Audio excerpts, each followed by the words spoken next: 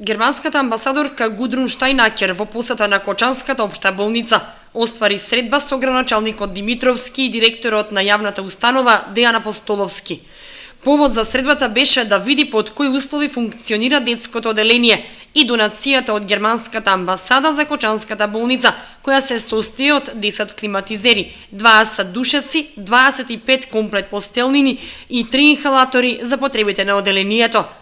Амбасадорката Штајнакер задоволна од функционирањето на детското оделение, како и од тоа како се искористени германските пари. Од она што го видов денеска сум навистина многу задоволна. Среќна сум што можевме да донираме и она што го видов што е направено со германските пари навистина многу ми се допадна. Во рамките на нашите мали проекти германската амбасада се обидува што е можно повеќе општини да опфати во Македонија.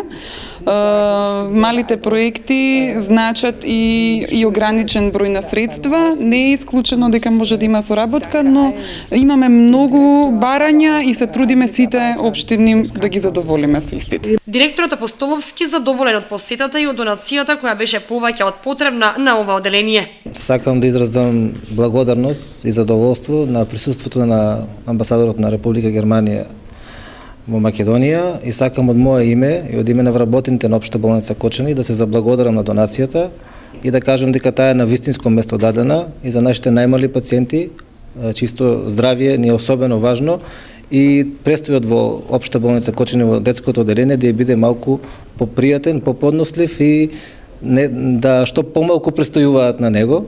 Ова не е прв проект кој што германската амбасада го подржува во Кочани.